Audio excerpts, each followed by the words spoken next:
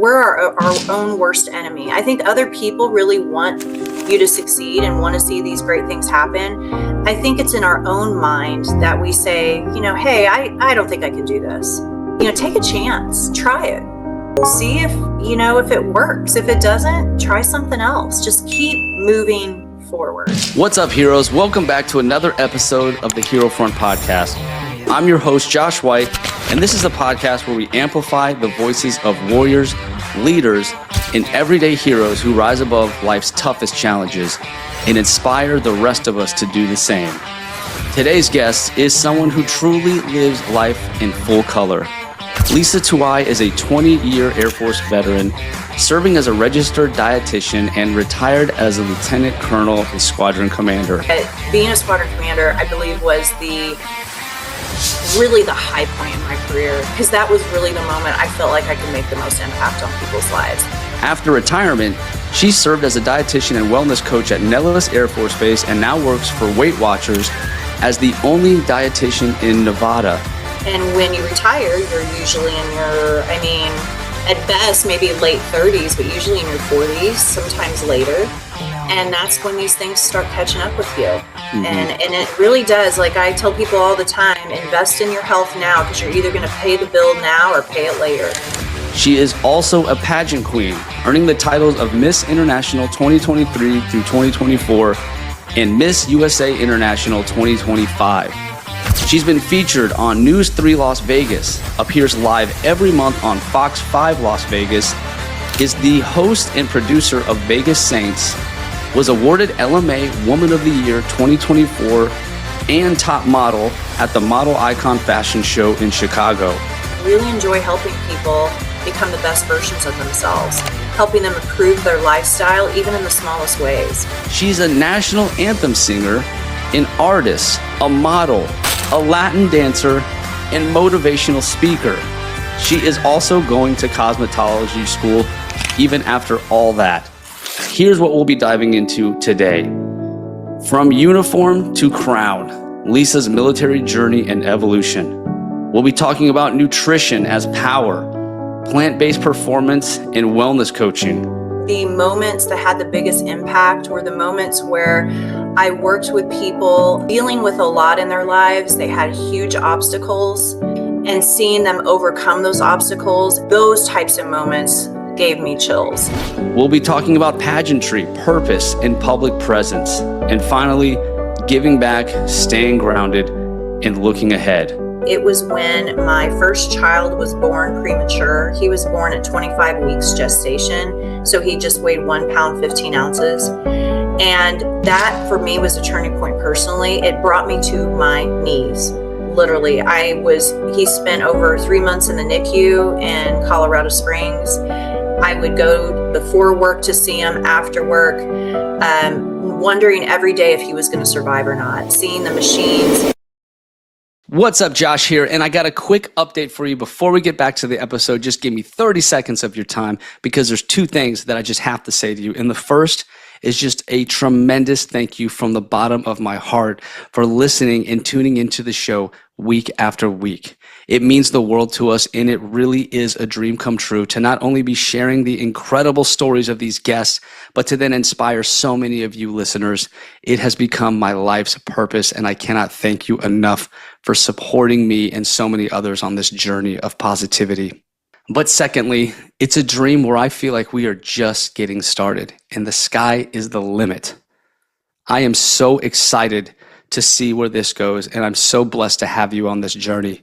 And if you appreciate this message, if you appreciate what we do here at the HeroFront podcast, please follow us on this app.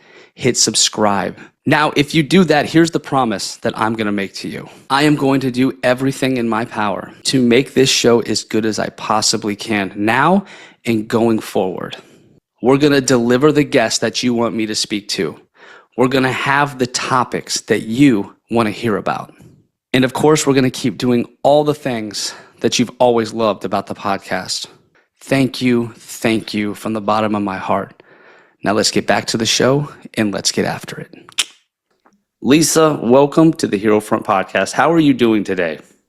Oh, I'm doing great, Josh. Thank you for having me. Absolutely. And I love that, like, when I see you, you're just so full of life and energy. I know that's hard to like do all the time, but I feel like that's just part of who you are. You know, you like to see people smiling, you like to bring joy to people's lives. And for some reason, the moment I met you, I just trusted you. And I don't know why that is. Like there's just something about you that's like you've worked to where you're at, you appreciate where you're at, you appreciate the people in your life. And I just picked up on that right away at the retirement ceremony of your dear friend. I try, yes. I've been taught by people through the years that it's so important to treat everybody with dignity and respect. So I try to live by that and just be kind and try to spread acts of kindness as much as possible. Absolutely. So I do have a few random questions at the beginning, just things that have just been on my mind that I wanted to bounce off you. Sure. Just kind of watching you and just seeing how you navigate life. But so you've flown missions, you've walked runways. What is one unforgettable moment from your military service that still gives you chills, but in the best way? Oh, wow. There's been so many moments like that in my military career.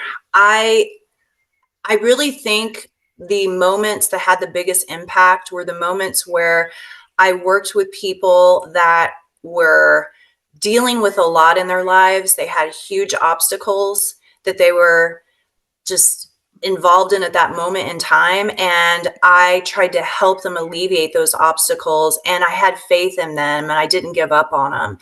And seeing them overcome those obstacles and then continuing on in the military as a wonderful attribute to the Air Force, those types of moments gave me chills because I really felt like I made an impact on someone's life.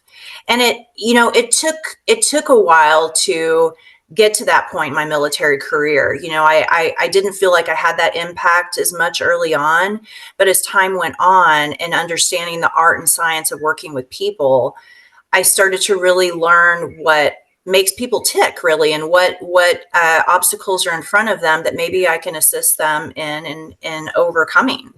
So those are the moments that meant the most to me, trying to make those impacts in people's lives. I mean, and as a commander, you're in like the best position to do that. Absolutely. That's like the biggest touch point for any airman's life is the squadron commander. It was a great job. It's funny because I enjoyed all my jobs in different ways, but being a squadron commander, I believe was really the high point in my career because that was really the moment I felt like I could make the most impact on people's lives. I enjoyed that job more than I think any job I had in the Air Force. It was a great time. And I learned the very valuable lesson that if you take care of your people and really help them and you're genuine and really sincere and really want the best for them, they will move mountains for you. They will get the mission done in ways that you never imagined and do it very, very well. So it was really great to see those types of things happen. I really enjoyed that position. Was there a moment in running that position where, because I feel like when you first get in that role, because I was a commander's exec, so I seen it, there's like this huge level of excitement. Like, Yeah. It's like a celebration that you were selected, that you get this opportunity, and it's like this huge moment, smiles everywhere. But then at some point, reality sinks in, right? Yes. Inevitably. Right. And then it starts to get real. Mhm. And I've seen a lot of mistakes. That's why I love being an exec. Because it was the first time I saw like the mistakes made or someone who I really admire, these high ranking people, like kind of question their decisions, and kind of Yes. working and how they work through it. Yes. Did you go through that? Was there a moment for you where you were like, what did I get myself into? And if so, how did you find your way around it? That's a good one too, actually. So I experienced that a few times, and I think when you're in a position like that, or really any leadership position, you take all the facts at hand that you have at that moment in time, and you try to make the best decision possible for that person, for the mission, for the Air Force. And sometimes the decision is a good one and it works out really well. Other times the decision may not have been the best one to make at the time. And I think in those situations, I would just step back and learn from maybe how I could have done it better. And I would also be very open about why I made the decision I did. I was very transparent, which may be different approach than a lot of people take, but I was always open with my people as to why I made the decision, and making sure I had all the facts at my disposal. But once I stuck to that decision or made that decision, I did stick to it. And if it didn't turn out the way I wanted it to, then we would, eventually things would fall into place, I guess, as I should say. And I was very open that maybe the decision wasn't the best one. And I learned from that, and I try to move forward. So I think between the transparency and then picking up the pieces sometimes in those situations and knowing that you can always turn those things around and move forward was the key. Got it. So you had to give yourself some grace, it sounds like sometimes. Yes, some grace and just being open and honest with people. I mean, all of my folks from the lower echelons of the brand new airmen all the way up through my senior NCOs and even my boss as the group commander. Wow, that's amazing. So you have a bunch of hats. You have one on kind of right now. I do. So thank you for wearing that. I just hope it doesn't fall off. I got to keep my head straight. Yeah, you can't move around too much. No, not really. So yeah, Air Force officer, dietitian, pageant queen, model. I saw you sing the national anthem. You really do have a lot of talents. And out of all those titles, which one has surprised you the most about yourself? I think the pageant side and also even the modeling side, because when I was really young, talking really young, when I remember watching pageants on TV, watching the Miss USA pageant, Miss Universe, and just thinking one day that I would love to be that person. I just, I had a lot of dreams. And then when I joined the Air Force, those dreams were on hold, and that's okay, because when you're in the military, you have a lot on your plate, and sometimes you don't have a lot of time for extra things on the side. So when I retired, I really wanted to broaden myself personally and professionally and push myself to levels I hadn't pushed myself before. So I think what I was most proud of and excited about was just having the courage to get out and be more vulnerable and get out on stage and actually compete against really extraordinary people. I mean, these women that compete in these competitions in pageantry and even in modeling and runway modeling are absolutely extraordinary. So I was proud of myself to at least go that direction and try. And then once I started trying, I just improved more and more with time and practice. And I believe that's what I'm most proud about, is that I didn't give up, and I just took that first initial step to get out there and be more vulnerable and know that it's going to grow me. And I think that ultimately has really opened doors for me and improved myself, making myself almost, a better version over time, which has been really great to see. And it's been an awesome journey. Wow, that's amazing. Yeah, that is. Yeah, I mean, I couldn't imagine seeing that as a kid, putting it on hold, and then trying to revisit it one day. Yes. I guess I kind of could imagine it because, I wanted to be a child actor when I was little. Yeah. And I wanted to be like Macaulay Culkin. Mm-hmm. Dennis the Menace, like those movies. Like I knew I could do that. Yes. But my parents are like, "Are you out of your mind? That's impossible." What's funny is my daughter, who is a lot like me, like she just gave her presentation at school where she had to she's only in second grade, but she had to give this presentation where she's pointing to this board and explaining all the things she learned throughout the year. And I'm like, that's me. I'm so proud of her because it's just a chip off of me, and I love seeing that.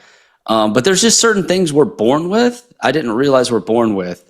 Yeah, I agree. And my daughter wants to be on television. She wants to act. And I'm like, that was me. This is I think that crazy. is really, it is. And I think that, yeah, it's somehow in your DNA, Yeah. and for a very young age that that's something you really want to do. And I think you almost have that innate ability, that talent that resides in there. You just have to hone it and practice it and get better at it. But I think that's really great about your daughter. She's going to be Yeah. following in your infamous footsteps, which is super Yeah. cool. So I had a choice to make, like, oh snap, I could either tell her that's impossible, Hmm. like I heard, or I can try to like actually find a way to make it work. So we're Love getting that. into like plays and really trying to like, you know, Wow. make her dreams a reality and just at least let her try. I love that, Josh. You're encouraging her. And I think as parents, that's the most important thing, and nothing's impossible. Nothing is impossible. I will always believe that if you really want something, you got to put the work in. The work is necessary, but boy, oh boy, it can happen. You just have to be patient and Absolutely. put in the work. Hmm. And I guess the jump for me as an adult, since I never did that, is being a podcast host because I love like mental health. There's a point where I thought about being like a mental health provider if I wanted a degree in that. I've always loved stories. And so, like you, I kind of made my own leap, which is with this podcast. So I definitely appreciate, your approach. I get it. I understand it. Wanting to, there's something in your heart where like you just need to do certain things and you don't Yes, want to let your age or time or how or whatever happened get in the way of where you're at today. absolutely. And it's never too late to start. Right. Yep. And you You can clearly start are getting after it. So I'm super proud of you for doing it because it's super unique and it brings you so much joy and it brings it so does. much joy to those around you. And it's encouraging for people who are on the fence. Like there might Yes. be people who are like, dang, like I've been wanting to do X, Y, or Z forever. And here's Lisa, doing something I thought was not even possible. So like maybe I should get started.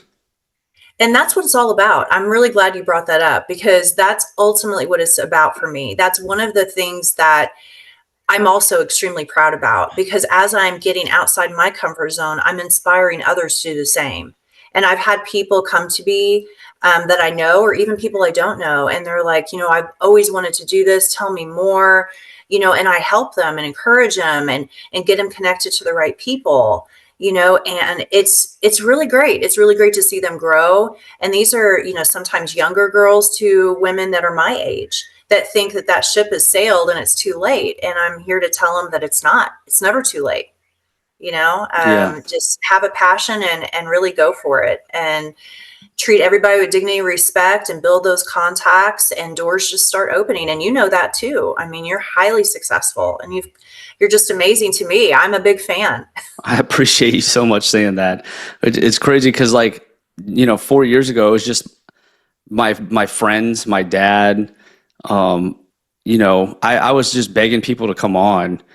And flash forward to today, and I have, like, I'm about to hire somebody to help me navigate the amount of requests I have. It's every single Wow. day now that I get them. And I'm like, Josh, I don't that's even know how they're finding my email. Like, I don't even know how they're finding me, but they do. And like so great. one door opens another, right? So like I told you I was on America's Most Wanted. That's going to come out. So awesome. That was a big door that opened, but it's going to open another one. I just need to find out Right. where that That's door right. is. And that's the excitement of it, right? You wake up Yeah. every day wondering what the day's going to bring, Yeah. And you take baby steps and like Yes. in over X amount of years, it is kind of crazy how much of a different place you end up, Yes. And I have right? to remind myself of that too, that, sometimes, some days I feel like I haven't made as much progress as I want, but then I really set back and start reflecting of all the things that I've done since I've retired from the Air Force leading up to this point.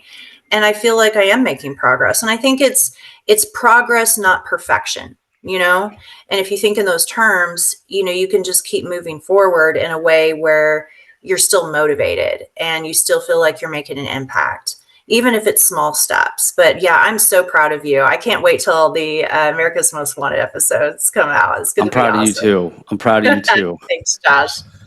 All right. So from uniform to crown, like you joined the Air Force, you probably did some amazing things. You ended up, being a pageant queen. Could you talk a little bit about that path? Because it is a very unique path. Like why you joined, where you ended up, and how you got this awesome crown today. So, joining the Air Force, I actually joined the Air Force. I know this is going to sound crazy. I didn't only join it to just serve my country, which is, I think, a big reason why people join, and I come from a long line of people who were part of the military in my family. I had a recruiter come in during one of my college courses, and he told us in that class that unless you have a 4.0 GPA, don't even think about trying to apply to the Air Force dietetic internship program. And I remember at the time thinking, okay, well, I don't have a 4.0, but it was almost a challenge to me. I took that as a challenge. So I'm like, you know what? I'm going to try anyway. So I did. And shockingly got accepted, and the rest is history. So that's kind of my story of like getting into the Air Force. And then the 20 years went by like a flash. I mean, about 9 different moves all over the world, all the extraordinary people I met, all the jobs I've had, all the additional duties. It's almost a blur, how busy you stay. But once I retired, actually my goal had changed a little bit from when I retired to what I ended up doing. I was actually going to go into school, cosmetology school, right after I had retired, but that got postponed because I ended up working, which was awesome because I ended up working as a civilian dietitian at Nellis Air Force Base. And shortly after I started working as a civilian, I had volunteered at a local pageant here in Las Vegas. And I volunteered to just help out with tickets and help greet people as they came in. And I got to watch a pageant live. And I've never had the opportunity to do that. So I remember like it was yesterday, I was sitting there watching these amazing women, beautiful, accomplished, confident, come out on stage, right? And I was just in awe. And I remember thinking, wow, these girls have so much courage. Spotlights on them. I mean, it was really surreal. I just remember thinking, wow, I'm just amazed with these individuals and how they can get out and put themselves out there like that. And I remember thinking also, I'd like to do that, but I was telling myself, the other part of my brain was saying, no, that's too much. I don't know if that's really for you. That's a lot. And I ended up deciding to compete in the end. And that's kind of what started it all. That was back in 2021, 2022. I lose track, but right around that time, that was my first pageant. And I did not win that pageant.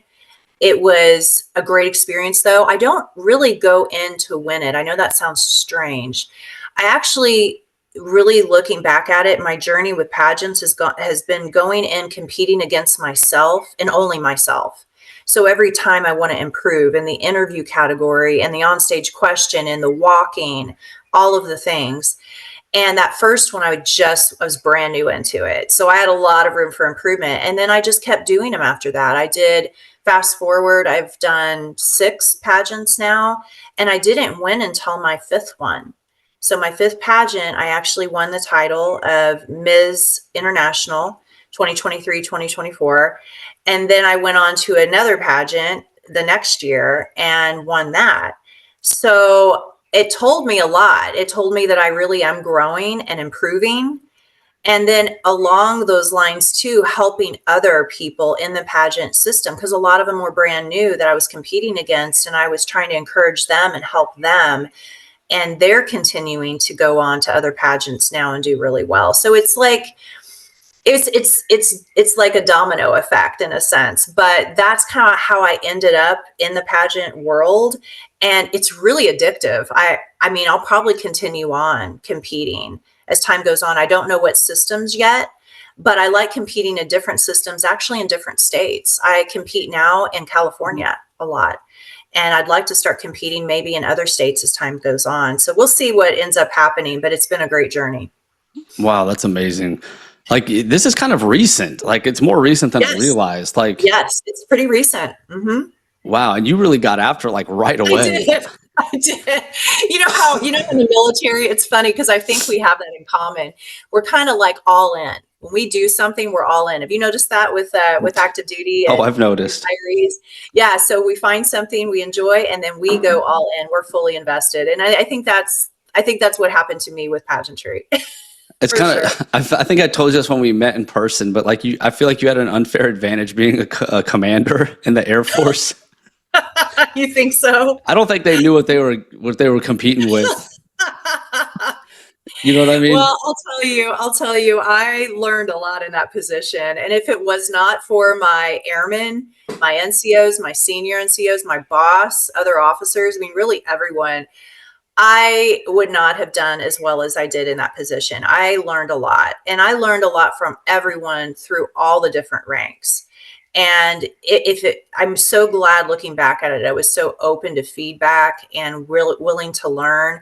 I think it really helped grow me. And it was not always the case for me. I learned the hard way, through my military career, that your way is not always the best way, and that you really need to listen to people that are doing those jobs, that are in those positions, and also be able to take constructive feedback from anybody, and use that to improve. So, yeah. But it was Yeah. a great position. I loved my job as squadron commander. It was awesome. So as far as were you still serving when you did these pageants, or did you retire and then do the pageants?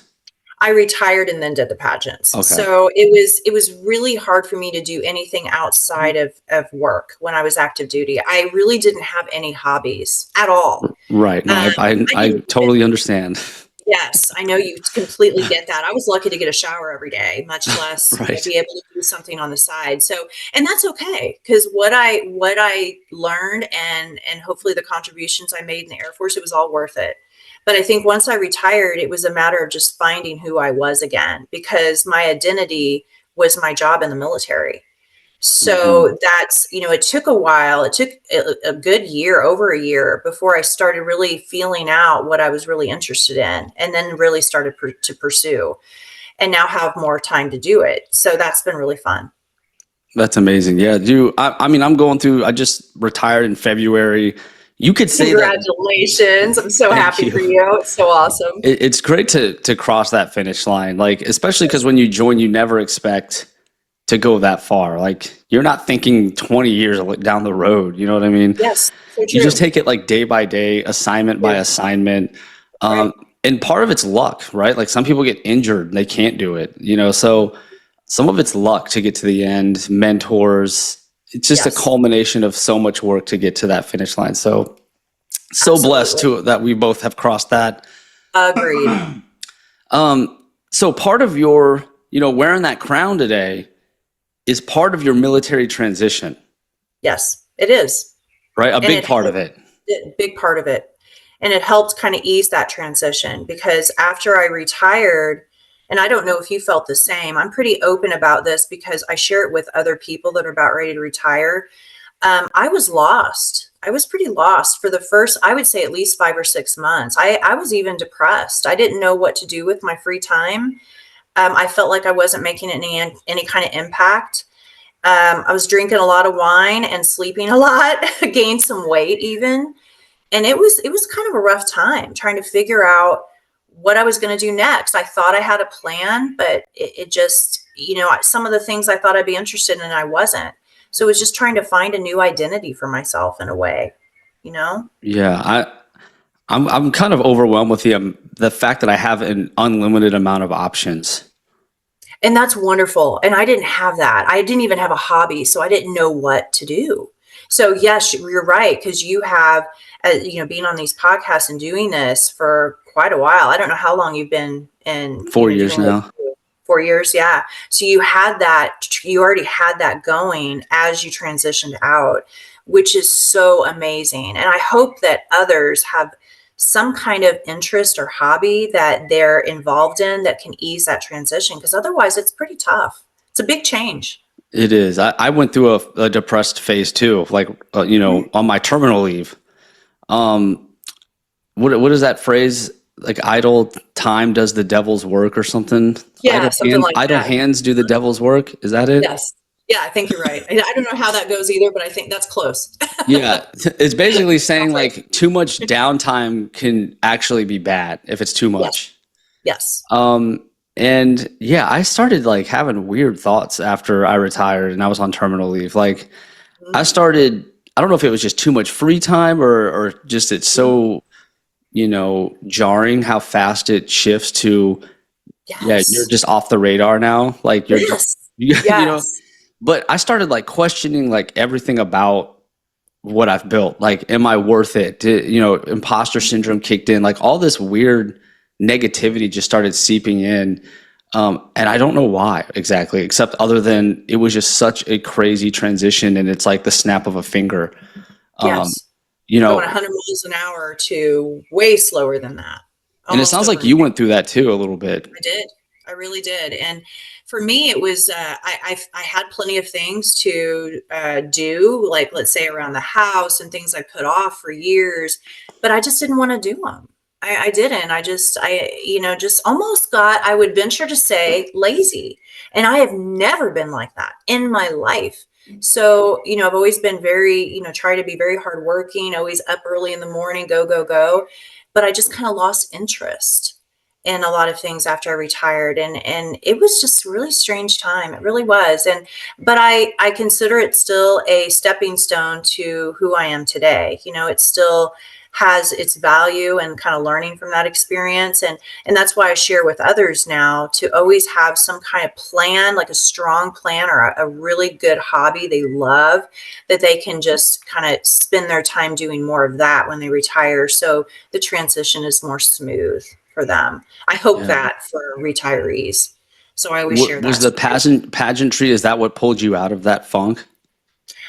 I would say between pageantry and also getting a job. So I think I hadn't planned on working full time, but when the opportunity came up to take a GS position as a health promotion program coordinator at Nellis and also working as a dietitian, I think that's what got me out of the funk ultimately, because then I felt like I had more of a purpose and I was going somewhere every day. I got back into a routine. That's the other thing. I'm very routine oriented. So when I lost that routine, that was a really tough time for me. I didn't have a routine anymore. So I was floundering. It Yeah, was just weird. It was just weird. it It was is a weird weird. It is weird. And we all have to go through it. Like, it's like the death of your past life, your past Yes. career, Hmm. right? And just like a real life death, you don't know what's That's on the right. other side. And there's only so much people can do to help, right? Like, It's they true. can walk you up to the finish line, but ultimately you're crossing that finish line by yourself. That's absolutely right. Absolutely right. And you're right. So, It's like you're almost mourning your past life, because that was literally, at least for me, it was my identity. I was so work oriented and so mission oriented that there just wasn't much. I mean, I hate to say it, I would even put my family in the back seat, when it came to the mission always came first for me. And I have some regrets with some of that. I wish I had had a little more balance maybe when I was active duty, but I think everything happens for a reason. So nonetheless, yeah, it was just a challenging time to make that transition. And you're right, you're almost kind of a death of a former life in a way, and then you have a reborn situation where you find a new way, a new path, and then once you get on that path, things start improving and you find your way again. And it sounds like both of us kind of had an element of that happen to us, and I think a lot of retirees out there maybe listening can agree and probably feel the same and can relate. definitely. And another thing I've noticed too, just I don't know much about your family or I haven't met them or we have never talked about them or anything, but Huh. I have a wife and two kids, and there was many times where I wasn't home. Oh And when yeah. you're in the military, it's really easy to like avoid everything that's you don't want to Yes. deal with. Yes. Right? Like I've had family deaths. I'm like, hey, I don't have the leave. Sorry. Like there's a lot of things you can check out of. Yes. Even at home, oh, we're starting to fight. Let me go on this TDY.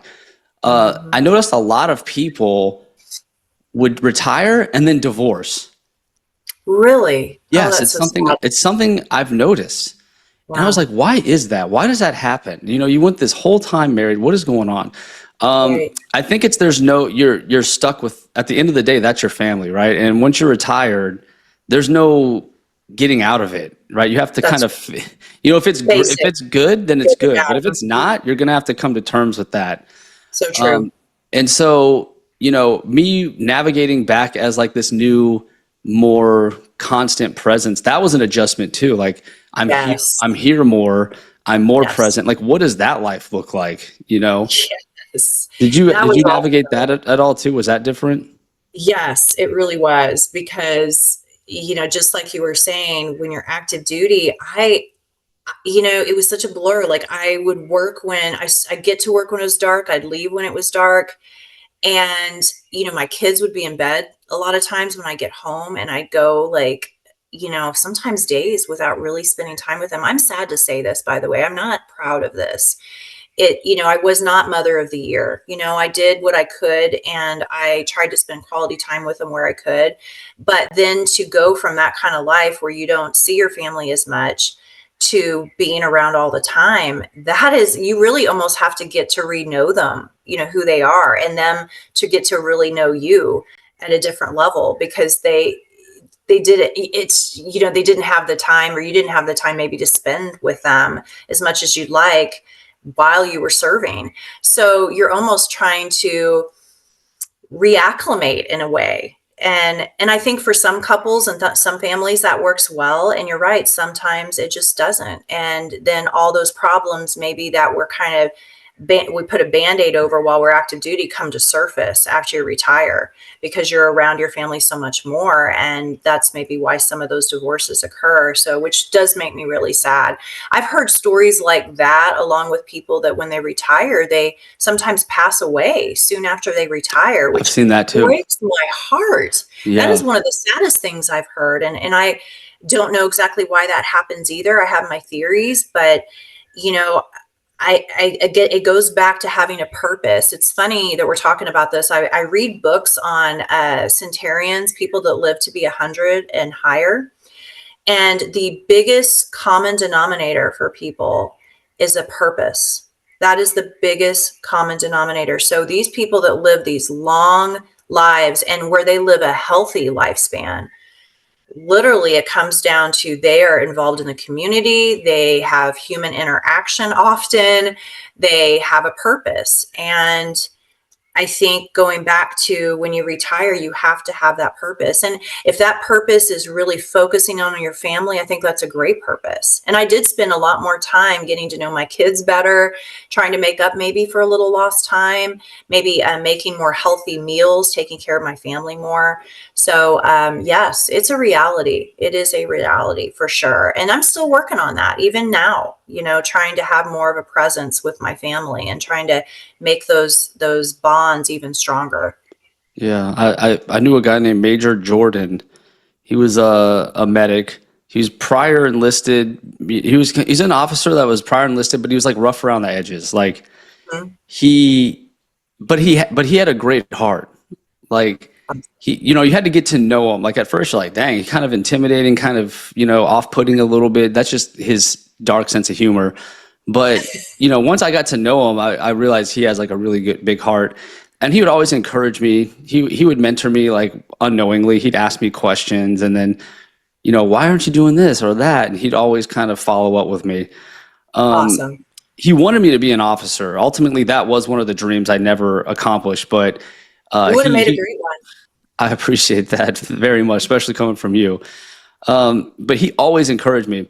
He retired. He got to finally be with his family, and then he passed away. And I'm not sure why. Honestly, I don't know what happened, but it was like 6 months after, and he was just living his best life. And every post every day was him and his family, and then he just passed away. So you said you might have some theories on that. What are those theories? There's a few, but I think one is that when you're active duty, we don't always take good care of ourselves. I mean, let's face it. Even as a dietitian and like a health guru like I am, I remember working crazy hours, sitting still at the desk for hours at a time, not drinking enough, not eating as healthy as I should, not eating as regularly as I should, and maybe not even going to get, exams done regularly and staying up with my overall health. And not sleeping well, a lot of stress, so all this kind of lifestyle catches up with you. It really does. And I think some people, as they're going through their active duty service, that they're better maybe at taking care of themselves than others. But I think most of us would say that their health is pushed to the sidelines. And when you retire, it's like it all just comes out. It's like all of these illnesses and these things that you've been putting Band-Aids on just resurface. And I think that's a theory of mine. It's that it is just years and years and years of not taking good care of yourself, and it catches up with you. And unfortunately, it happens at the worst possible time when you've retired and you're actually trying to live your best life and trying to improve your health. And it's maybe, I hate to say a little too late, but maybe in some cases it is. So I think that's one theory. I also think the other theory is that going back to purpose. So I think there's something to be said about adrenaline and going, working. It keeps your body and mind sharp, for the most part, especially your mind. When you retire and you don't have anything to fall back on, something happens. It's like a switch, and losing that purpose, losing that meaning, people sometimes will give up unknowingly, and you maybe mentally, or find themselves sitting in a chair all day. And again, those chronic diseases start setting in. So it could be a variety of different things, but those are my two theories. I think that can happen, and probably do in a lot of cases. And then there's outliers, like the person you're describing. He may have been in really good health, and then just something comes up, I don't know what he passed away from, but it could happen to anyone at any time. And that's something that I will always be grateful for. I thank God every single day for my health. Your health is the most important thing. If you think about it, it's really all we got. If your health goes down, everything else falls apart, Mm-hmm. So, and it's funny because health is one of the main things that people push to the sideline and don't focus on. And that's where I come in as a dietitian, and trying to give them more perspective on how important that truly is. And it's never too late to start, but sometimes, like I said, things catch up with you.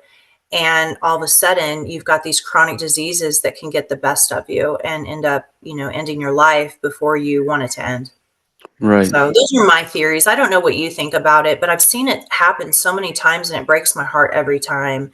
I think it's really such a tragedy when they finally get to a point where they can enjoy life, and then their life ends, and it just makes me so sad. It breaks my heart.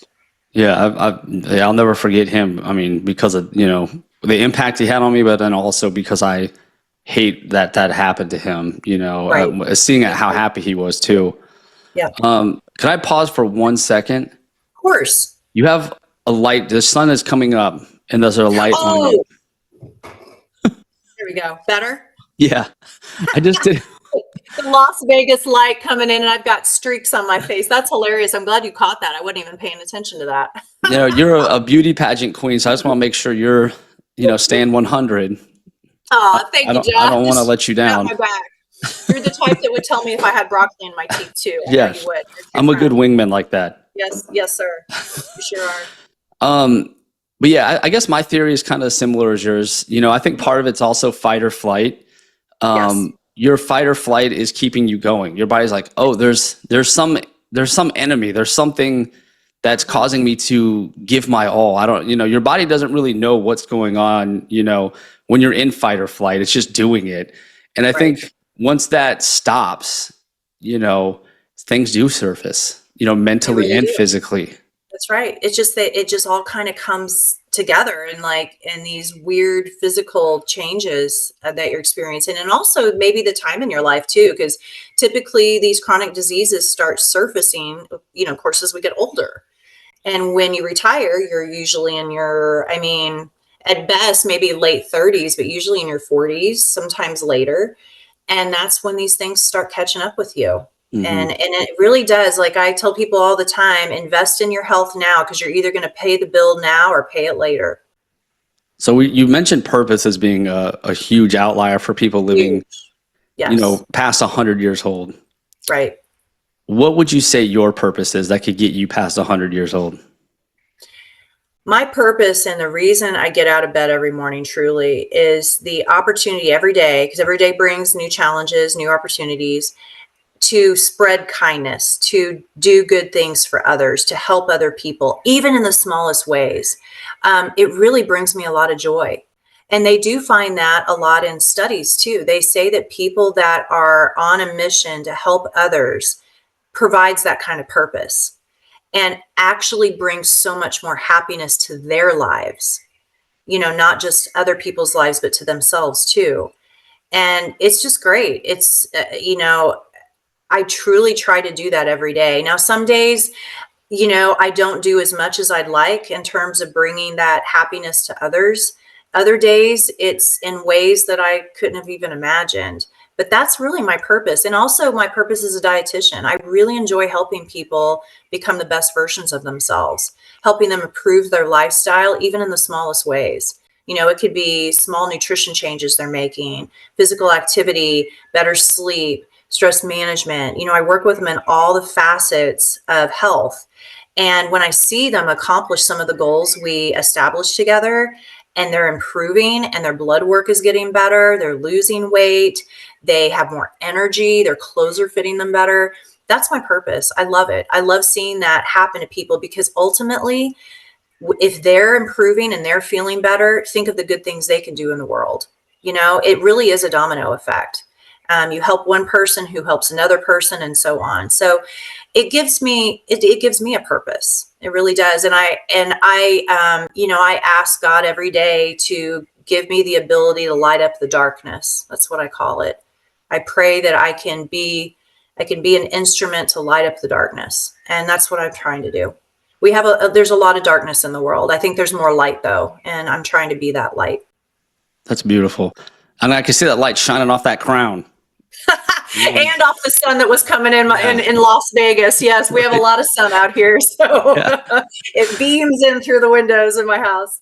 Yes. So, you're helping others and giving back. And that's kind of the final stage of someone's journey, in my opinion, because you can't help others until you've helped yourself. Yes. And so, the difference between purpose, love, and light. The difference between that and not having that, right? That's why you're passionate about it. Right. So like I work with all the resiliency trainers on base. They're resiliency trainers because they know what a lack of resiliency looks like. Oh, yes. Otherwise, 100%. They wouldn't be resiliency trainers. They all have a story and a purpose as to why they're doing that work. 100%. How do you know the difference? Was there a time where you didn't have these things? Oh my goodness, Josh. So many times. I'd say that I have turning points in my life where that my resilience was at its lowest, my attitude was at its lowest, my faith, my purpose, all of it. And I have a time personally when that happened to me that was a turning point, and also professionally, both, and multiple times too through my life. So personally, I would say it was when my first child was born premature. He was born at 25 weeks gestation. So he just weighed 1 pound, 15 ounces. And that for me was a turning point personally. It brought me to my knees. Literally, he spent over 3 months in the NICU in Colorado Springs. I would go before work to see him, after work. Wondering every day if he was going to survive or not, seeing the machines beep and go off and the alarms go off because his breathing, he was intubated, had multiple surgeries. I saw babies die right next to him and the parents going through that. It was a living hell for us. Barely made it through that, Josh, barely. I mean, my marriage was on the brink. I think the nurses were more worried about me. I'd be crying so much there'd be a puddle of tears under me sometimes when I was there in the NICU. So that experience was a game changer in the hitting absolute rock bottom. And you lost my faith completely. I was angry. I would not even go to baby showers that my friends would have being pregnant. I was resentful. I just turned into this horrible person. I'm ashamed of the person I was then. but it is a building block to who I am now. So it took me many years to understand that these things sometimes happen for a reason, as hard as they are, and as hard as you fall, there's a reason for it. And that it all ends up working out. That's the weird part. Like I look back at it now, and fast forward, and my son now is 21 years old, thriving, got a great job, wonderful kid. And it could have gone so much worse. You know, he could have had cerebral palsy and been wheelchair bound the rest of his life, you know, and all these horrible things happen, because that happened back in 2003. They didn't have the technology they do now. Only 10% of kids survived when they were born that early back then. So now I look at it as a blessing. I look at it as a blessing that he made it through that I have this wonderful son now who is healthy and thriving. And it could have been a lot worse. So I think of it that way now. So that personally was the lowest point that really challenged my resilience. Professionally, it was jobs that I worked in that brought me to my knees. One in particular, I will tell without giving like too many details, but I was the wing commander's exec at Nellis Air Force Base. That job was the hardest job I've ever had in my entire life. I worked every single day of the year except for Christmas Day. And my shortest day, I think I spent there was about 13 to 14 hours. Every other day, it felt like a deployment. I never had any time off, and I worked harder than I ever thought humanly possible. It brought me down to my knees in humility, because my boss was a really tough boss. You know, I was at attention a lot, we'll put it that way, you know, and, I didn't feel like I could do anything right. And it really put me to a whole new level of humility and broke me down to almost becoming a robot. I was robotic and everything. I mean, I made so many mistakes so often that even those kinds of mistakes would just roll off my shoulders, because it happened so much. I just had to quickly recover from it and move on and stay focused. That was also a turning point. I wanted to leave the military on so many different occasions. I literally was almost walking out the door. I almost had a complete breakdown, but I stayed with it. I stayed with it because my family, my husband, my parents, that encouraged me and kept me going.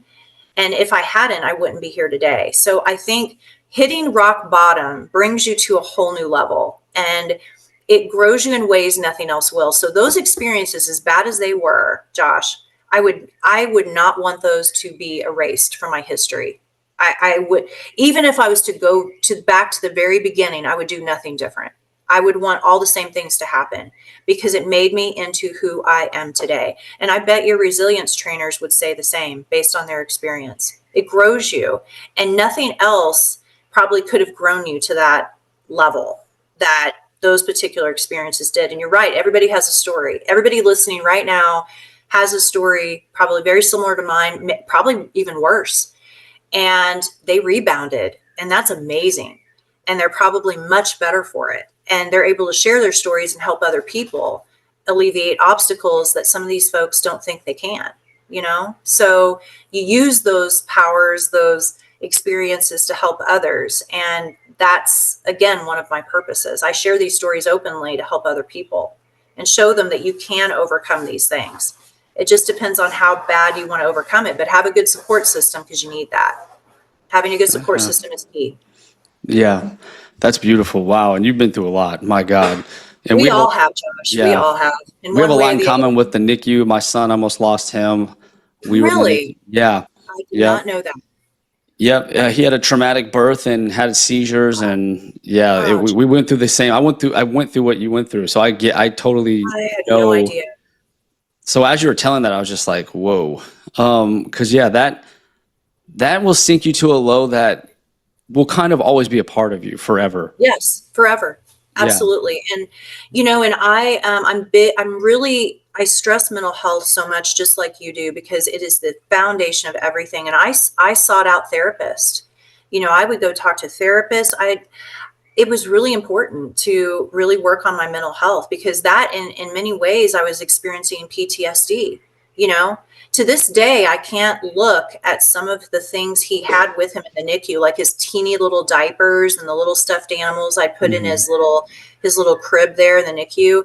I have not even looked at that after all these years because it brings up such icky feelings of that trauma, and I'm sorry that happened to you too. It's probably one of the worst things to go through as a parent, but it's just, you'd never want to see something like that happen to your kid. It just brings you to this whole new level of just being lost in a sense.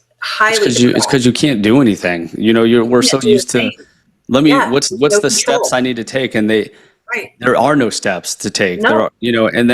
And then, oh, what's going to happen? Oh, we don't know. Right. Right. So it's like, you're just paralyzed. Yes. You're paralyzed, not knowing what's going to happen day to day. And it was really tough. And like I said, I'm so sorry that happened to you as well. I'm sorry for you as well. That's brutal. But the good news is that, so your son is happy and healthy now. He is. And I try to really focus my thoughts when I have these thoughts of that incident through that time frame. I try to really redirect my thoughts to where my son's at now and how grateful I am for that. Speaking of grateful, I'd encourage everybody to pull out like a journal and every single day, write down something you're grateful for. I mean, I've been doing it now for 50 days straight, and there's never a day where I have a hard time thinking of what I'm grateful for. Today, I'm grateful for the opportunity to talk to you and maybe somebody listening. Yeah, I really am. And somebody out there listening, maybe I helped them indirectly. I maybe wouldn't know it, but I'm hoping that's the case, No, you most definitely are helping people with everything you've been through, your resilience, you living your best life. You 100%, the domino effect you've created is bigger than you realize. I really hope so. I really do. I wish I could do more. I'm still trying to figure that out. Yeah, you will. Baby steps. We take baby steps here. Progress, not perfection, right? Progress, not perfection. Yes, I keep telling them progress, not perfection. Yeah, when people ask me my 2 cents on progression, it's really consistency. Yes, it's really that over time will be the biggest factor of any success. So that's always my number one go-to. As far as your work story, I was also commander's exec. I was a group commander, so definitely not your level. I was the only enlisted group commander exec on base though, and I was very proud of that. Awesome. But it was a very hard job. It was a turning point in my career, in my life. But I had the opposite type of environment, which was more encouraging and patient. But I've been in work situations like what you're describing, and I just don't think it's an effective approach. Like, I don't know the details, obviously. I can share some more of the details, but you're right. I don't think it's an effective approach either for most. I think maybe there's some people out there that could be effective for them, but for most, that's not how you inspire people. I agree. So it's almost like their approach causes you to make more mistakes. And to me, it's like, that's not, why would you approach it that way? If the goal is to get you through the day successfully, why are you creating an environment to then create more mistakes? I just don't understand it. So when you're describing that, I just want to throw my head through a wall, because I've been in those a few times and I'm just like, why are we doing this? Like, we're treating ourselves. You said you turned into a robot because you were being treated like a robot. You're being treated like an AI. Right. And you need to know everything right now, 100% and zero mistakes. And it's just not realistic. And then when the mistakes happen, make this big deal about it. So I hate hearing that, because I've been in that environment too, and it's absolutely brutal. You're walking on eggshells, and any little mistake causes this huge problem, and it just causes this paranoia that then make you make more mistakes. That's right. And you're absolutely right. And I think what motivated me to work as hard as I did every day was, I could summarize it with one word, and that would be fear. Fear. Literally, I was scared to death, that I'd be in trouble again. I'd be, just broken down to another level of lowness. And it just kept me working as hard as I possibly could. But you're right, the stress alone. and the lack of sleep and not taking care of myself, I was making more mistakes than I could imagine. Not crazy big mistakes, but just mistakes. And, it was tough. It was just such a tough experience. But I will tell you one thing, it made my job as a squadron commander so much easier. Like, I felt like it prepared me more mentally to take on a role like that. And so there was good that came out of it. There really was. And I still look back at that experience and I try again to look at the good that came out of it. Would I want to repeat that experience? I'd rather not, but it did again make me into who I am, Yeah. It's all just One thing that stepping no one can hand you, you can't buy it, is perspective. That's right. You can't. And everyone's got to learn their own perspective, and you have to earn it. You have to get through it. Right. But perspective is power. I mean, Absolutely. Let's say you didn't have the experience, you roll into Squadron Commander, and then everything is just, blowing you away. Like, I can't handle this. Like, I just had this talk with this person, with this situation. I don't know where my shirt's at. But going through what you went through, you were like, I got this. Mm-hmm. Yeah, right? It really, yes, it builds confidence, because you figure if you made it through that, you can do anything. And that saying, what doesn't kill you makes you stronger. Mm-hmm. I think it's true in many ways. It's true. It's that song. Now I'm thinking of that song. I know. You're welcome. Now you get to have that song replay in your head all day. It's gonna be stuck in my head all day. Dang it. I have to listen to that today. All right, so I wanted to kind of get into our last topics here, which is your public presence, giving back, and where you're going. What's your plans? Where are you going to be in a few years, 5 years, 10 years? Oh boy, that's a good one too, because I think about that a lot. I really do. I think more about the future now, and what life will bring. So my public presence piece, I really want to continue to grow that. I like we talked about kind of personally one-on-one earlier, is I do feel like being more visible, even on social media, on camera, is kind of my niche. I really enjoy it. I feel comfortable doing it. And it's just a way to hopefully get my voice heard a little bit better, and to be able to reach out to bigger groups of people to help. So, and that's even helping, not necessarily from even a mental health standpoint and sharing my story and helping them through difficult times. It's also helping in terms of nutrition and wellness, and teaching people to live their best lives in that sense. So I would love to see my Vegas Saints show grow even more. So that's a show I do out here in Las Vegas. And anybody listening, please reach out to me if you have a story to share that's inspiring, of things you've done to help the community, to help other people, help animals, just acts of kindness that would inspire others. Those are the kinds of stories I want to hear. And I would love to get people on my show, to share those stories, to inspire other people. So it's a show that I just started a few months ago. We've done a few stories. It's part of a bigger TV show called Las Vegas Saints with Dale Davidson's, a Christian-based TV show that airs across the world. So Vegas Saints is just a segment of that. It's about a 5-minute segment, and we do a couple stories a month. So I want to see that grow even more.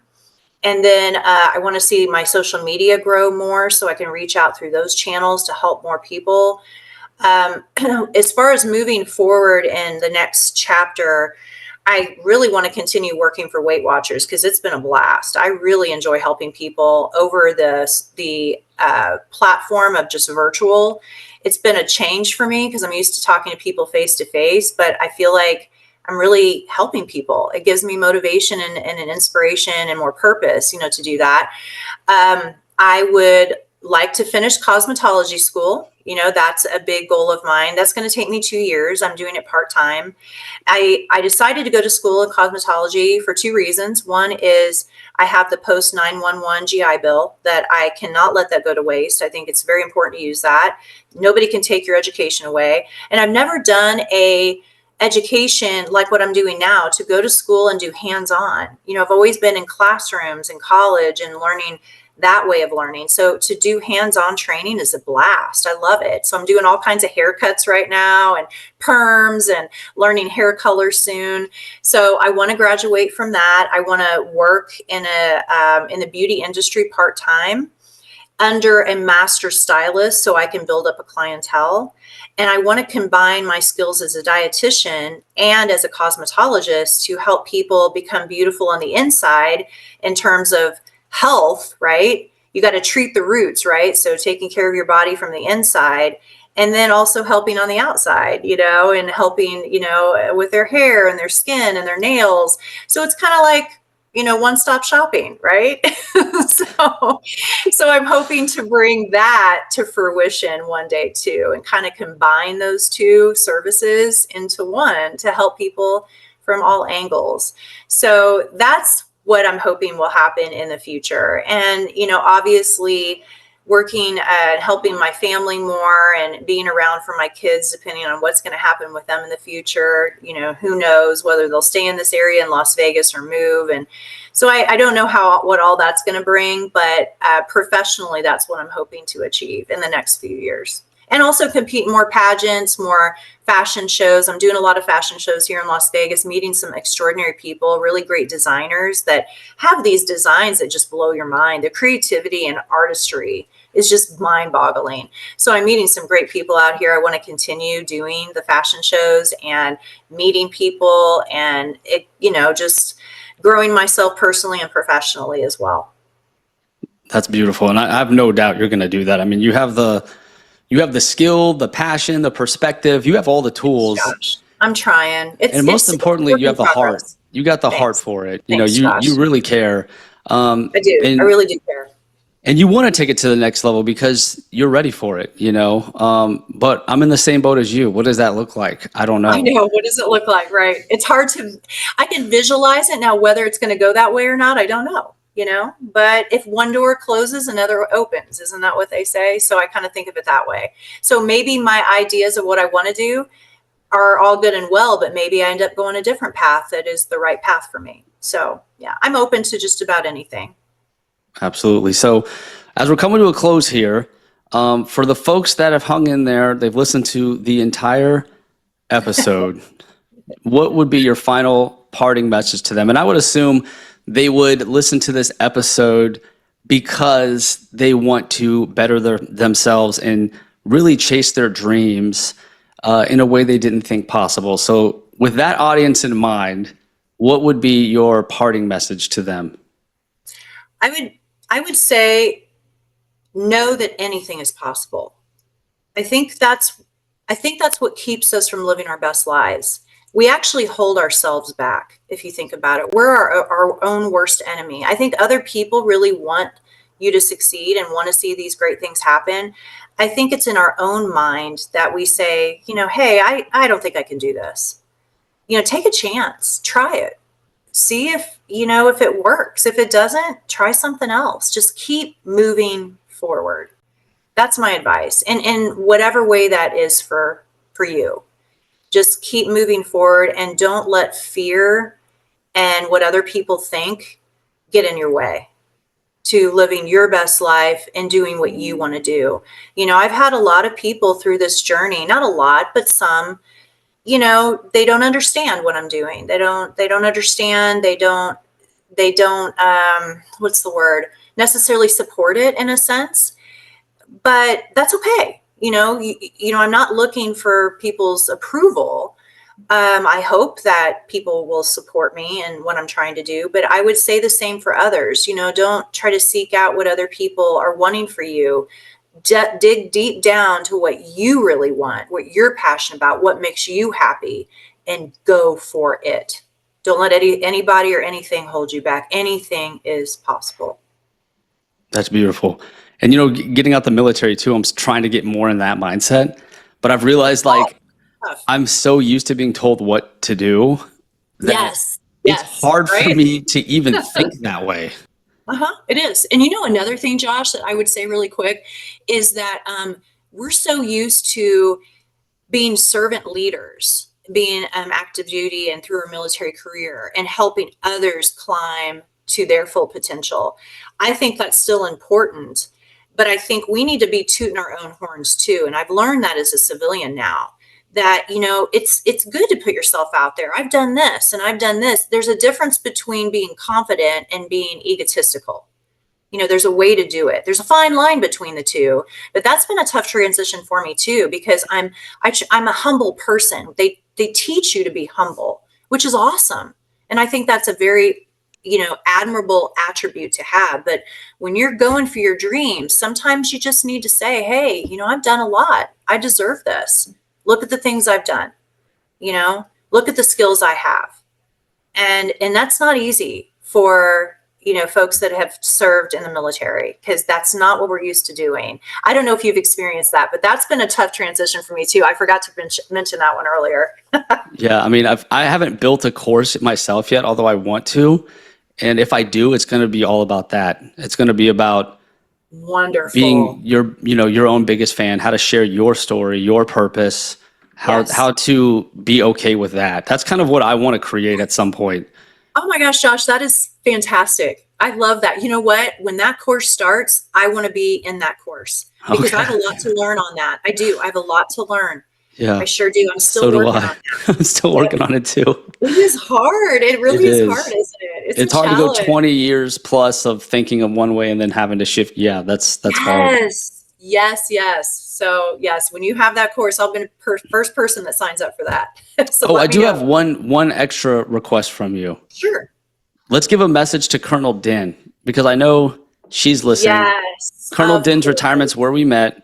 That's why we're having this episode. That's right. Would you like to tell her anything, since, you know, as a surprise? Oh my gosh. Oh, my dear friend, Colonel Din. So yes, we got to meet at her retirement ceremony, and it led me to you, you know, and it's just amazing the people you meet through other military members. So she is my lifelong friend. She is the dearest, sweetest person. I would work for that woman 6 days a week and Sundays too. How about that? You know, she is such an inspiration, such a kind soul, wants the best for everyone, always encouraging. And yes, big shout out to her for introducing us, for having me be a part of her retirement ceremony. And I know she's living her best life right now. Very proud of her and happy for her. We love you, Colonel Din, and thank you for inviting me for FOE. And please invite me again, because my God, it was amazing. So everyone listening, thank you so much for listening this long. We've had an incredible talk here. From uniform to crown, like your military journey, how that's evolved into you being a pageant queen. We talked about your plant-based performance, your wellness coaching, all the things, being healthy on the inside and on the outside, and how taking care of yourself first is how you take care of others, and you're living proof of that. And we talked about your purpose, your public presence, giving back. And then we even talked about some hard things too that were not planned, like the NICU, almost losing your son, the pain of not knowing what's going to happen next. And then being an exec and the demanding role sometimes the military can put on us, where, you know, perfection is the expectation and mission is first, although we don't like to admit it often, that sometimes that is the case.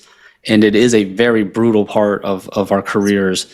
But we got through it. You got through it. And this story is going to inspire so many people looking to live their best life, take care of themselves, and get after the dreams that they might be holding back on. This story, your story, is going to encourage them to do that. So thank you so much for joining us today. My pleasure. It was awesome. I had a blast. This was the hero's journey of Lisa Tauai, and we're out.